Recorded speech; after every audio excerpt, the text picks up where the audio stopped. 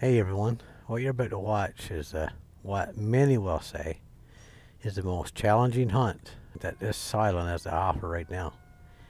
And if you're a hunter, and especially a moose hunter, I hope this video helps you to see that you need to do your part in making sure our moose population don't become wiped out. Because now they don't have to face the hunting pressure, but also they have a predator like they've never had before. And you can call it whatever you want: coyote, hybrid, coywolf, or even wolf. These things are a challenge not only for our moose, but for us to hunt as well. It's not confirmed yet what this predator that you're about to see is, but be sure to leave your thoughts of what you feel it may be. And a like and a share is always appreciated. Enjoy the video.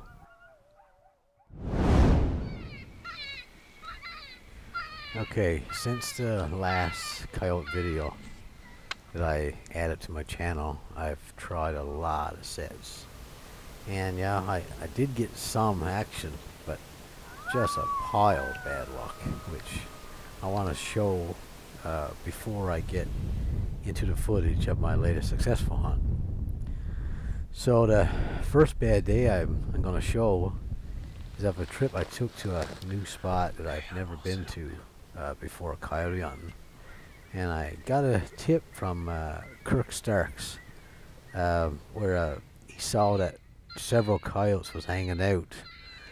So I made my way into the area, not knowing really where to set up, and I saw all the tracks he was talking about, and yes, it was a lot of sign. So I wasn't sure where to go to make a set, so I just decided to stop and overlook a huge area with binoculars, and I couldn't believe it. At about 550 yards away from where I parked Skidoo, here was a coyote sitting on a little hill just in the middle of nowhere, a little bit of forest behind him, and it didn't seem like the coyote even knew I was there. So I waited until I felt it was late enough to make an evening set, and I turned on rabbit distress, and man, it wouldn't 5 minutes and I had two fox come running right up to my collar.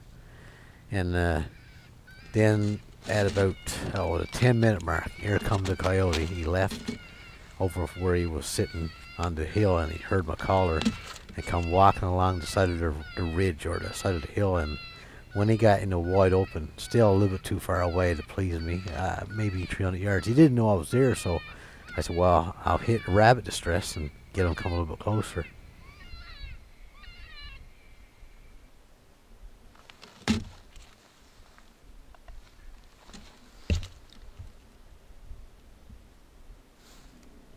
And when he come down the pond, he went in on the back of a little hill, or a little point on the pond, and for some unknown reason, when he went out of sight, I just thought he was going to come out on the other side and he'd be ready to shot now. And I waited, seemed like an hour, and no way. And all of a sudden, it went running straight back the way he come. I'm guessing he must have smelled me. I don't know how, but the wind must have been swirling, and he got my scent. And I was just in too big a panic. I never even got a chance to turn the camera around to try and film it, but I shot, and it was a rush shot. And anyway, I never hit him, and just disappointed because everything was working out so good, but no way. So I knew that I was done for that spot. The chance of getting him to come into the call again was pretty slim. I came back to the same spot again about a week later, and I set up early in the morning, and I decided to call for an hour. And I knew that there was more coyotes in the air somewhere, according to all the tracks I've seen.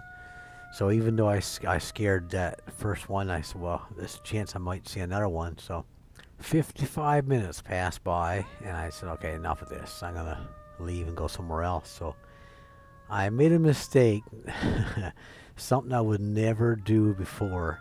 Every time I would leave from my set to walk over to wherever I had my collar put, I would always take my rifle with me. But this time I said, forget it. I'm not carrying my gun over there. And when I walked over to the collar, just as I reached to pick it up, when I looked up inside the hill, 207 yards from me, here was Mr. Coyote standing on the hill looking at me broadside. And my rifle was back there 110, 115 yards away. Oh, it's just mistakes and bad luck and things that I should know the difference of, but I just just another costly mistake. My third bad luck story happened on this beautiful morning. I was set up, but I was set up facing the sun, which is a no-no when it comes to coyote hunting. I knew the difference of it, but I was kind of I had no choice but to try it because of how the layout was of the big lake, and the spot of woods where the coyotes were to the east of me, and that's the only way I can set up facing the sun. So I decided to take my chances, but again, it costs me dearly. Hold it right there, something not far at all. The coyotes were responding to my first call I made after I started my set. So I waited for, I don't know, just like 5-6 minutes, and I turned on the rabbit distress.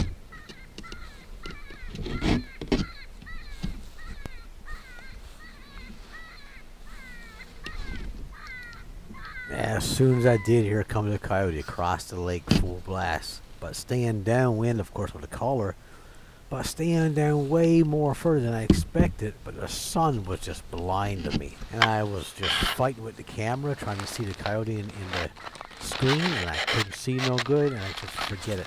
I'm gonna forget the camera and try and shoot him. When I did, he got a glimpse of me, I guess, and or I thought he smelled the collar, but he stopped and turned to run away, and I had no choice but try again. Another rush shot at like 235 yards.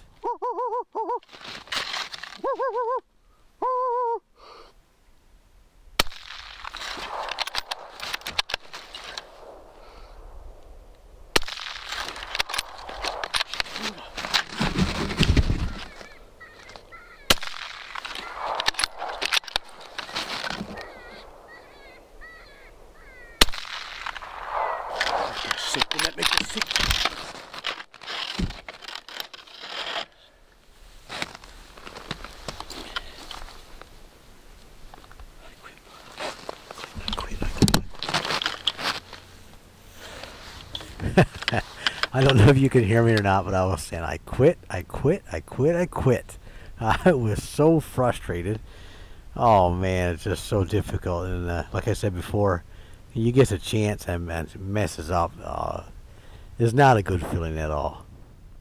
A few days went by, and I decided to go back to the spot where Kirk was telling me about, and where I shot at that coyote across the pond.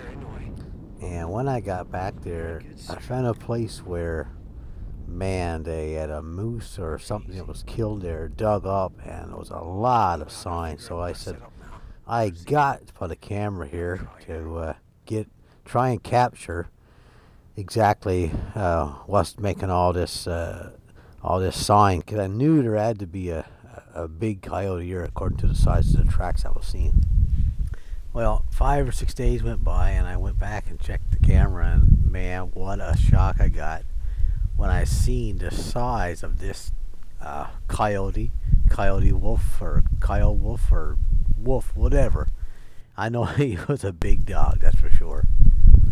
I think it's safe to say that for any coyote hunter, this kind of a dog was every guy's dream, and was no different for me. I had my mind set that I was going to do whatever I had to do to try and get my sights on this dog, and I worked hard. And I'm not 100% sure, of course, if it's the coyote that I'm going to go after here eventually, but it sure looks like him, and it's a trip and a morning I'm not going to forget very quick.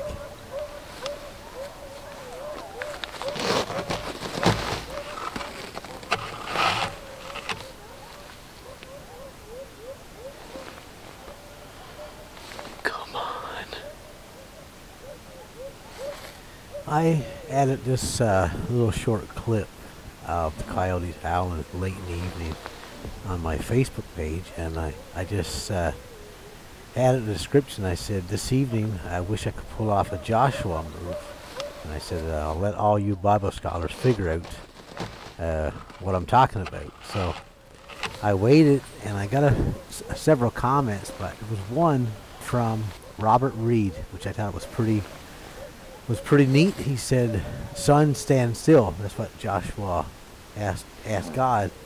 But Robert said, "But of course we all know the sun doesn't move, so it couldn't stop doing anything. Rather, the earth had to stop spinning and rotating around the sun, which is quite amazing. Probably the most astonishing miracle in the Bible when you stop and think about it." I thought it was pretty neat and worth mentioning in this video. It kind of sounds like us sometimes, asking the good Lord for something that we want and not realizing what we need. It's great to know that God is in control of it all.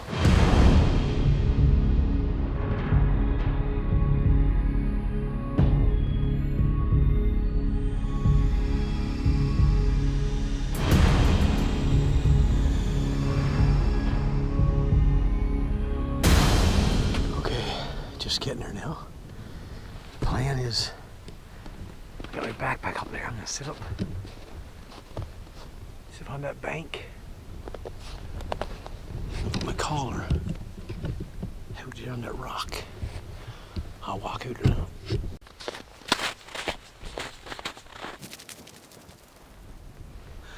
Okay, the collar set up. The wind is blowing from my right to left. So, I got lots of wide open spaces down below, out on the back, to my left. But I'm expecting the coyotes to come from my right, so I should be okay.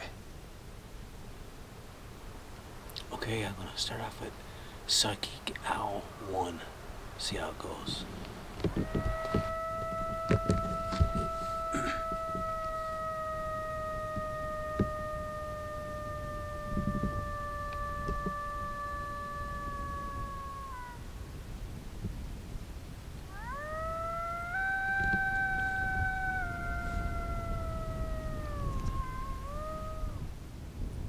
The plan was to just call using this howl sound file and not make any more calls for at least a half an hour.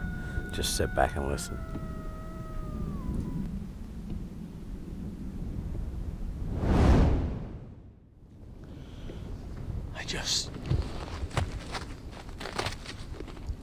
I just seen one up there on that far little bank up there straight ahead, and I never had a chance to turn the camera on because he was just staring this way, and I know it's 450 yards away, 425, but I wouldn't take a chance. So, but he went into my right and just disappeared. I've been waiting for quite a while, and then he showed up. So I don't know what's going on. Something's up. I don't know how, but anyway, I'm gonna stick it out and stay a little longer because I know that there's 3 or 4 more here in the area. So anyway, I'll see what happens.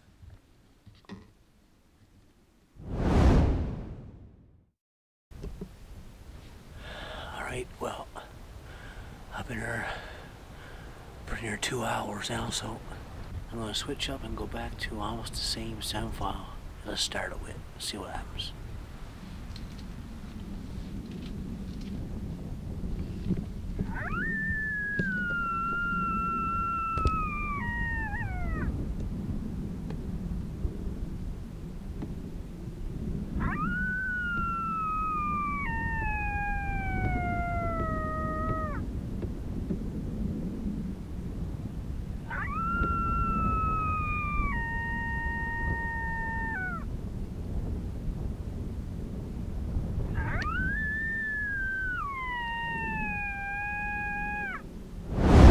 Finally, after, oh man, nearly 2 hours on the set, I seen one when he come up over the bank just to the left of where I seen the other one. And I give me a time to set up, and then it looked like I seen the second one come as well. Give me time to set up, turn the camera, because there was a little knoll over on the right side of the screen. that they had to walk out from behind. So give me a chance to get ready as they slowly walk across the bog.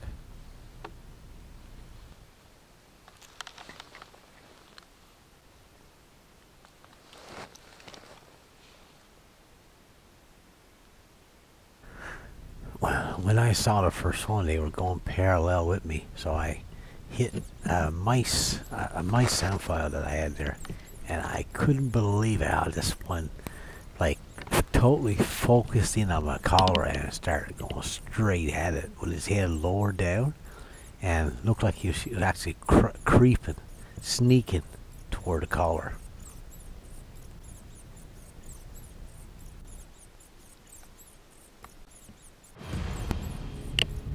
And then when I seen the second one, I knew right away when I looked through the scope, this is the big male that was at my trail camera. Then I saw the third one, but I was just focused and I wanted the big male. Even though the middle one was closer, I said I can't help it, I gotta try for the big one. That's all I was concerned about. Of course it'd be great if I can get 2 or 3, but as long as I got that big one, that's what my main goal was. I knew that the tree line there behind the big male was like 300 yards, and I was just waiting, letting them come closer and closer, because I knew that they had to go all the ways, a long ways to my left, but I didn't want to push it too far, but I felt like I could wait a little bit longer until they got a little bit closer.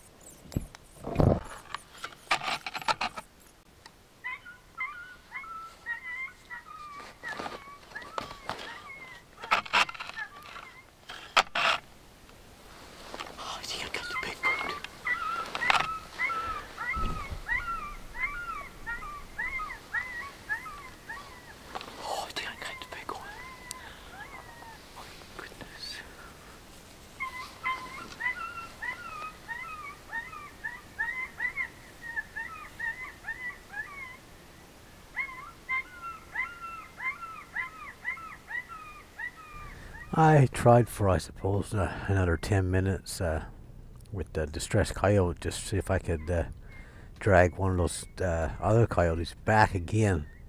It didn't work, but I was just dying to get out and have a look at this coyote, dog, wolf, whatever it was.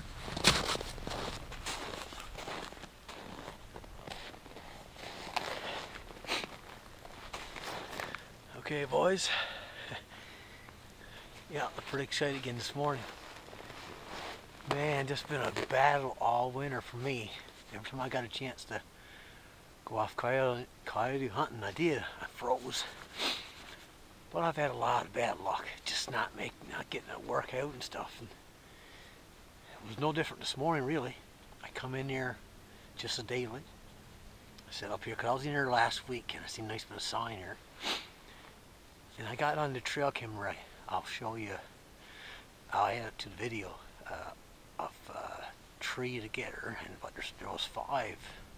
According to the track, there was 5 in the area. But I got on trail camera, tree together, and one was a big old male, and created a lot of talk on Facebook and YouTube about the size of them. Anyway, I come in here this morning just as daylight. Got up on this little bank here. I got the collar out there, maybe 85, 90 yards away, probably, maybe a little more. Anyway, I called, and I done I was going to call it a Joel call. Joe Fleming told me just to go in, make one call, and do nothing else. Just howl and leave it as is, and don't distressed rabbit or anything. So I said, well, nothing else is working out for me all year, so I'm gonna give it a try. So I hit the howl and I added on for, oh, it's like maybe 2 minutes howling. Then I shut it off and silence, and I was there for at least 25 minutes, maybe an half hour. And over here to my right, I seen one by itself come up over the bank, but it wouldn't either one of those trees that come later. And I watched him for a bit, and then I said, well, I gotta try it, distress or something, 'cause he wouldn't come any closer. And that's, well, how far away is that, boy? I just got a glimpse of him at 400 yards. So he walked out of my sight and under the hill, and all of a sudden I seen him again, but he just stood there forever. So I tried to distress rabbit, and nothing happened. He just looked and stared and stared and stared, and then walked in further under the hill. And I said, he's going to try to get around me. That's all I know. So I just sat there and waited, and I was just sitting there, and it was not working out. So I said, well, forget it. I'm going to go back to a howl again. So I turned on a female, lonely female, I think she's called, and over to my right again, just a little bit to the left of where I seen that first one. I seen one walk over the bank, but it didn't look like the same one, because the first one I seen was really rusty looking, like a regular coyote. But this one I seen then, it was like a grayish color. So when I looked, I seen the second one. So I said, well, there's two. So of course I started to get really excited. So I downloaded a little sound file free off the internet of mice crying. Dwight House was telling me that he likes to use mice sound when a coyote's just not coming in and not real far away. So I said, well, I'm going to give it a try. And they were walking out past me about, they were going to come out in the open again, wide open bog here, as you can see. They were going to come out in the open about maybe 300 yards away. And I said, yeah, my gun's supposed to be down for 300 yards, but, you know, I like getting closer. So I don't know if the video shows or not. We'll see it eventually. When they come out in the open, I hit the mice, and man, I just wish I could have just sat there and filmed. You see one that was closer to me drop his shoulders and just beat in on the collar and just stare and start to sneak toward the collar. And then when the one that come out from the big one come out from on the back, oh, I said, I gotta shoot that big one. That's gorgeous. Even though the Missy or the other one was closer, they kept coming closer and closer and closer. I let them come on. So I just barked, I think I did. Yeah, I barked and made the big one stop broadside and just smack. So when I eject the shell, my gun jammed. Frustrating. So I never got a second shot of it, very fast, but I don't care. I think I got the big one. So I haven't even looked at it yet. It's 190 yards away. I don't know if you can see it now. No, I don't think so. It's too far. But can't wait to get a look at him, see what he looks like. So let's go.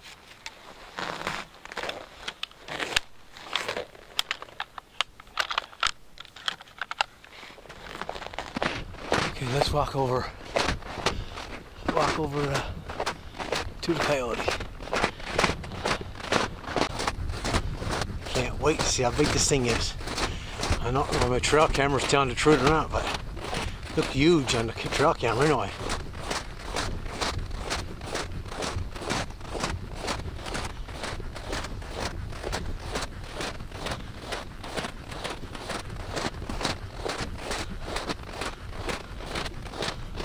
Holy moly.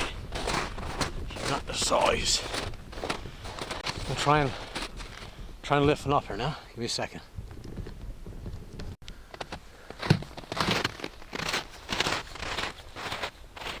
Holy moly. I'll never be able to lift this now, I don't think. This is retarded. This is nuts. I mean nuts too, buddy. Look, it's just This is crazy. I'm serious, this is like wicked heavy. Oh. Oh my goodness sakes.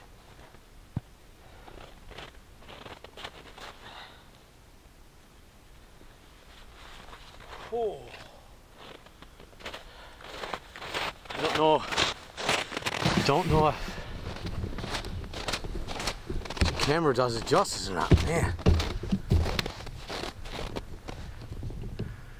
That is crazy.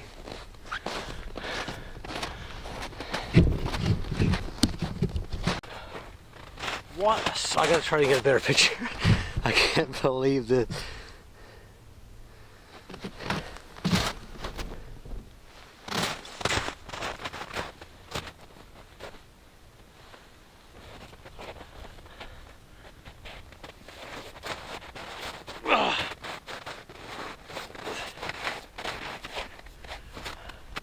I'm not joking. That is insane heavy.